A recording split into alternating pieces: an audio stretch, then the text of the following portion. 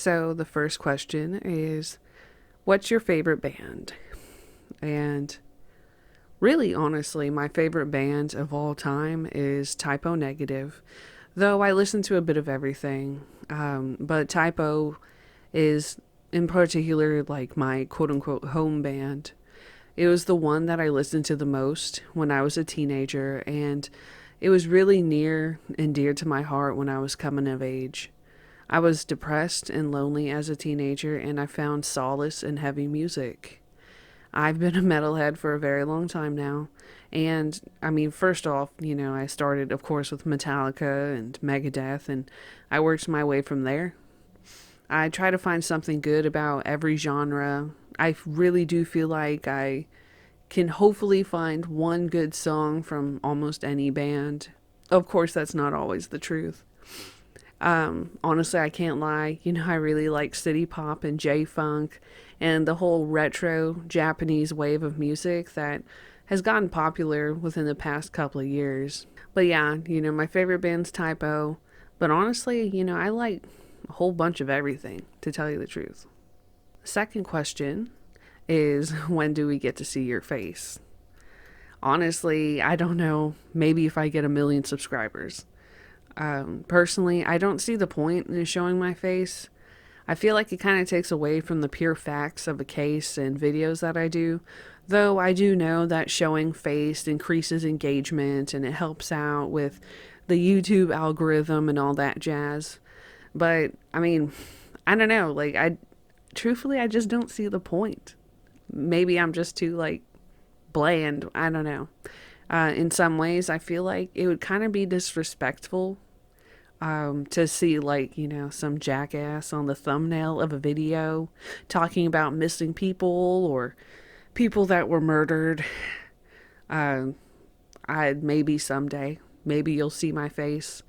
Maybe if I could find a good enough reason to put it in, but I just don't see a reason to show my face. Third question, or comment, whatever, is saying that, they just found my channel and watched, my cases on Texas. Thank you, for the compliments over the presentation. But basically, they're saying, where do I find my cases and what kind of cases pique my interest? Once again, thanks for the comment. And honestly, I find subjects for videos all over. Sometimes I just go through lists compiled on Wikipedia that consist of things such as accidental deaths or people that have never been found.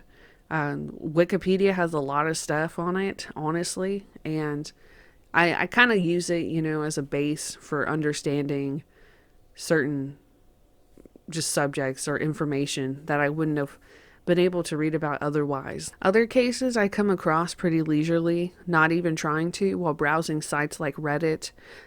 For example, Milton Ishii. Truthfully, that video in particular I created not because I was looking for missing people in Hawaii. I was literally on Reddit and I saw somebody post a picture of Milton Ishii's missing person poster. Truthfully, I watch a lot of videos on YouTube, and sometimes I feel like I need to clarify more information on things that I've watched. I've seen people online cover cases, but they don't tell all of the necessary details, or they actually get things wrong. I've always been about presenting facts, so creating videos that illustrate situations in the best way that I can research them is actually really important to me.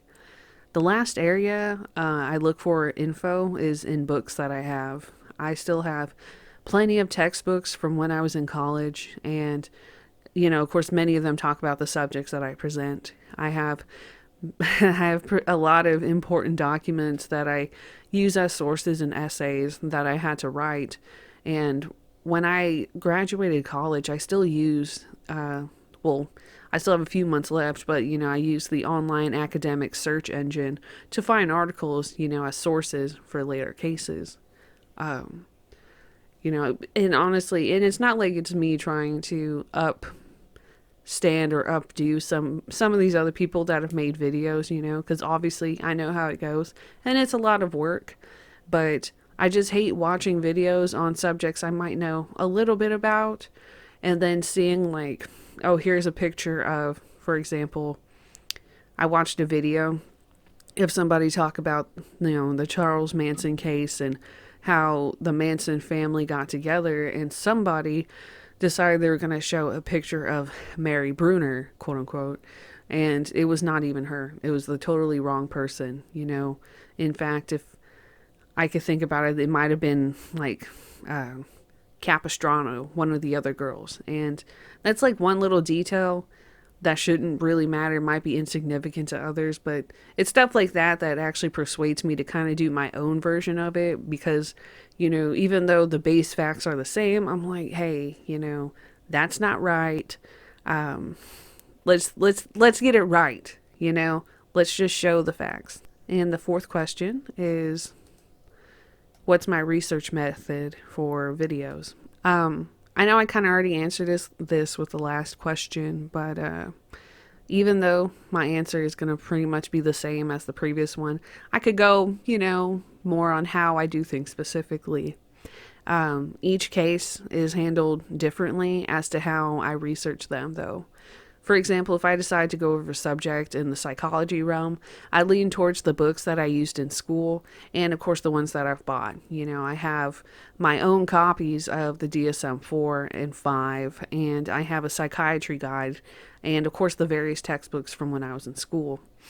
If it's a case about a celebrity, a musician, I like to read Wikipedia to get a base idea of how everything went down.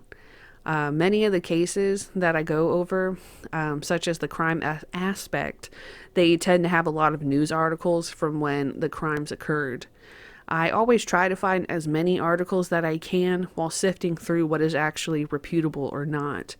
And, for example, with things like, celebrities such as movie stars, it's kind of hard to get actual reputable sources because you have stuff like, TMZ and People, and it's like, to me, anything like that is a tabloid. I try to go for stuff that's more like at least the LA Times or, Washington Post, because then it's not a, direct tabloid as a source. Sometimes certain subjects don't have what I would consider to be credible sources, but they're the only thing I can use.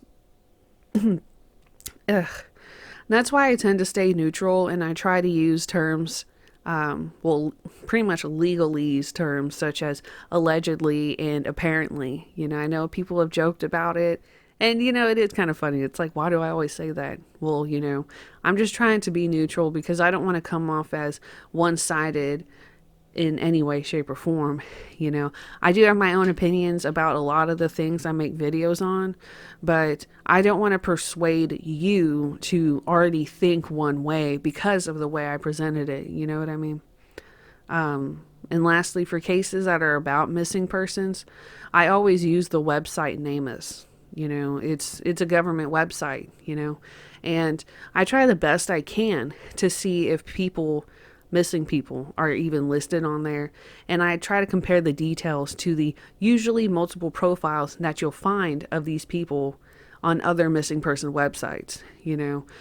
So depending on when a person has gone missing or when they were alive in general, I also try to look up census info, and usually the census records I find, they're of course on genealogy websites, but that's only effective for older cases, from like really the 60s at the most and before. But like for stuff like NamUs, and when I do like my Texas cold case videos, I try to at least see if some people were listed as missing on NamUs, by their family, because that's how those profiles end up on there. And unfortunately, there's some people that I've already made little video snippets of, and they're not on the website. I think it's really unfortunate because NamUs is a really good resource for at least comparing, bodies versus missing persons, DNA or familial DNA.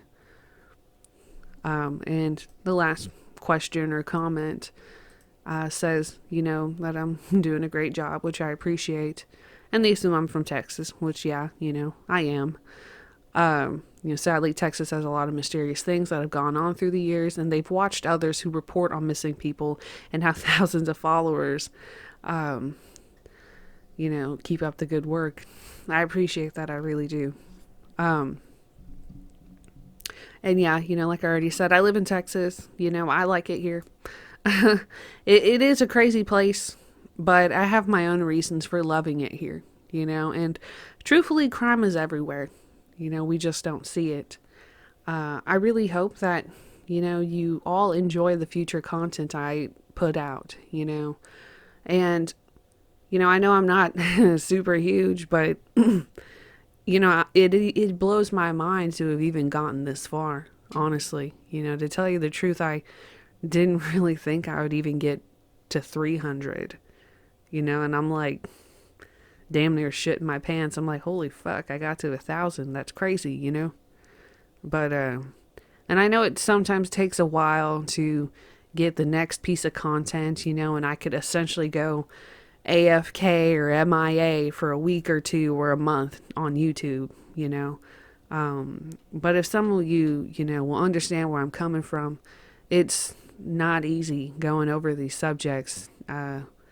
It's not even about the, I guess you could say, physical work of doing it all, because, it's a lot of research, but it's not just research. It's also critical thinking and having comprehensive reading skills, because if I'm trying to figure out my theory as to what could have happened to such as a missing person, it's one thing to read, Teresa went missing in 1982, but,